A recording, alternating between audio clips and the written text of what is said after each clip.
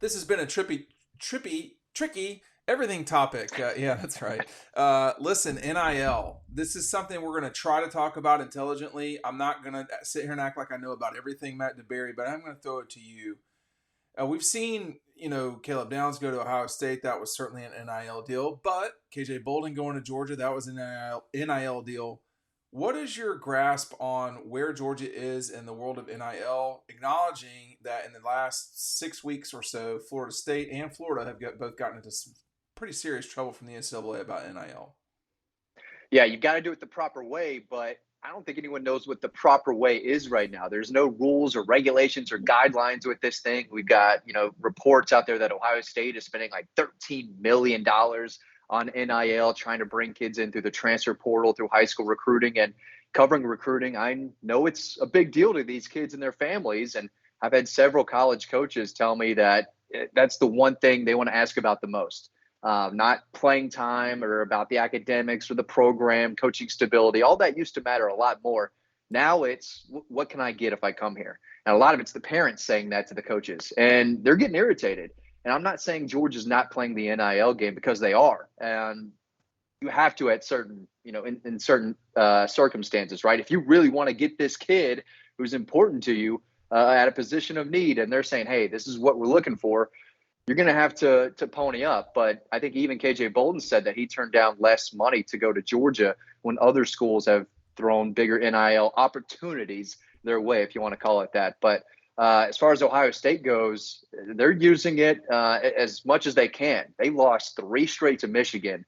Ryan Day knows he's under some pressure to win a championship, and they're saying, you know what? Whatever it takes, we will do whatever it takes. CJ Stroud, there's reports of him donating some money to their NIL fund, their collective. But I think the Classic City Collective, Ryan, tweeted out, I guess, a couple weeks ago that they've had more money coming in than they've ever had. So, the Georgia boosters are doing their thing to make sure there are enough funds to bring in these high caliber kids, not only through high school, but through the transfer portal as well. But it is something that the Georgia staff and other staffs across the country are still trying to figure out.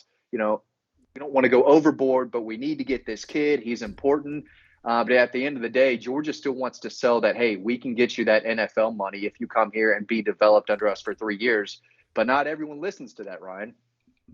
Yeah, I think money was always involved. I think having being a big spender in recruiting was always something there. It's more legal now, but the regulations are unclear. And can there be a cap to this? How, what happens if a player sits out? What happens if a player gets injured? There's all sorts of things that there just really aren't any rules about.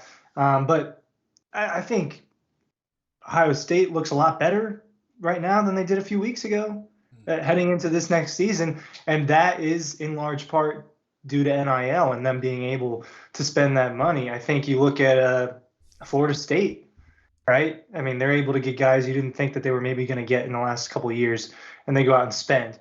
For Georgia's sake, I think that you've got to, and you already were, but you got to keep doing that to compete with other big schools, or other big schools, they're going to get more talented players. So they have to keep their foot in the door in terms of that. But you got to, selling the dream, I feel like it's got to matter too, right? You're selling an opportunity to go and play at the next level. You're selling an opportunity to compete for national championships out of Georgia. It was a little disappointing to hear what you just said there, Matt, how the parents, that's what they're asking about. They're asking about the money. Just the whole mindset about it has changed. And now there are a lot of parents out there that are just de facto agents for these kids. Matt, do you want to say something about that? You invoked your name. Yeah, I think that parents are still looking out for their kids. Like, what can my kid get here? But they want the best for their kid, whether it's the opportunity to play for a big program or an opportunity to make money. And, I was thinking about it earlier. I didn't say it when I was talking earlier, but the price for some of these kids, it's up there with some of the assistant coaches now, and who are making a lot of money. I couldn't imagine being an assistant coach coaching a kid, and how much money that kid is getting through NIL, and it's almost yours, close to it. So I couldn't imagine how kind of awkward and weird that must be. But this is only the beginning stages, Dean. We've only been doing this for several years. If that, right? I'm trying to think of the year where this really started to get going. 21. But 21. Yeah. So is this the beginning? Are we going to see more and more? Probably, but I don't know. All right, it's tricky. I mean, I've done some NIL deals with people. Obviously, y'all have all heard about them. Ryan was there for We one did of one. them. It was a great event. I mean, Yeah. didn't you think?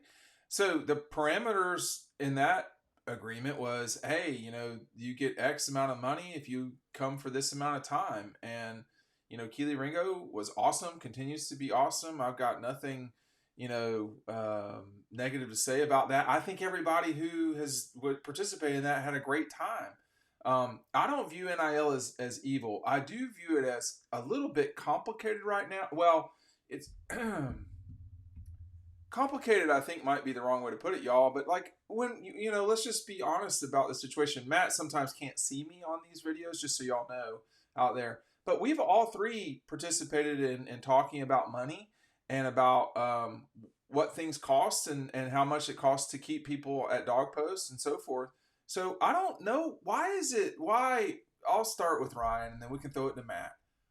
Why is this on the negative so much? I mean, just Ryan as an example, how is what Ryan earns doing what he does for Dog Post any different than what Carson Beck does for Georgia? But anyway, I don't know why it's viewed negatively, and I have a couple other things to say, but go ahead, Ryan. Where I am I think wrong? that some people don't understand it in full. We don't We understand it in don't, full. yeah.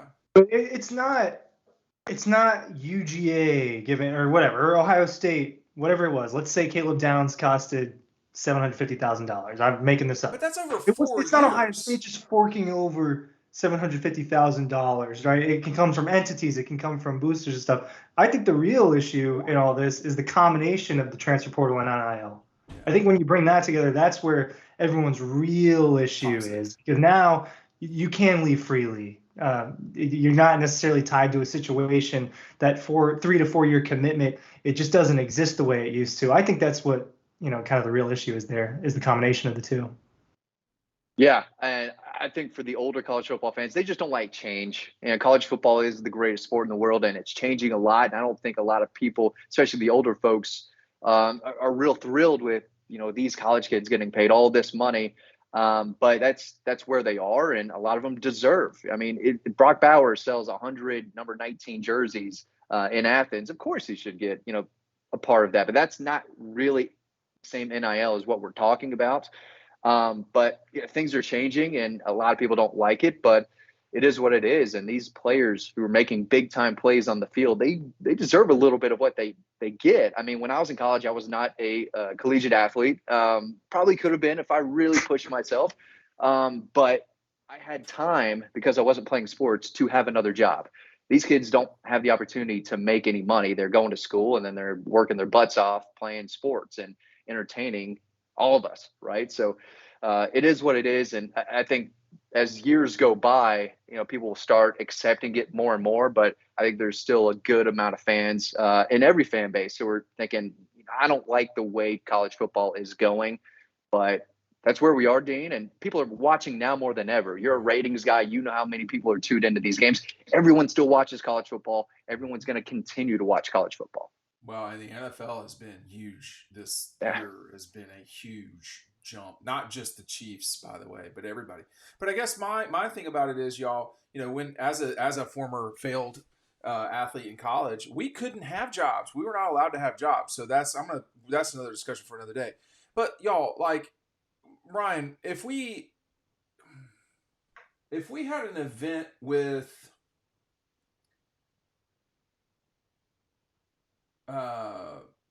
Jared Zirkle, no one would show. I mean, 3 people would show up, right? So part of what's going on here is there are some guys that are more popular than others, and they're generating the NIL deals.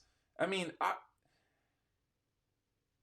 forever, Herschel Walker just as an example, and I don't know what happened with Herschel. I don't. Let's just leave Herschel out of it. David Pollock. I don't know how many people bought number 47 jerseys, y'all, but it was a lot.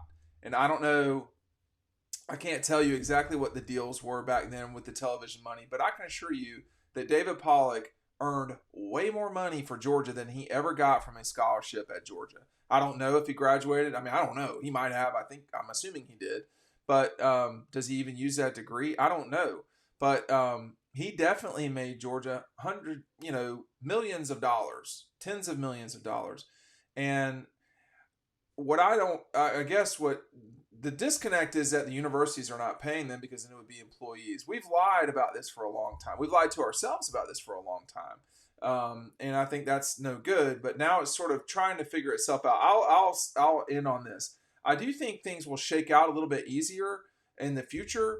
One thing that's going to sort of slow down the transfer portal is if guys have agreements with collectives.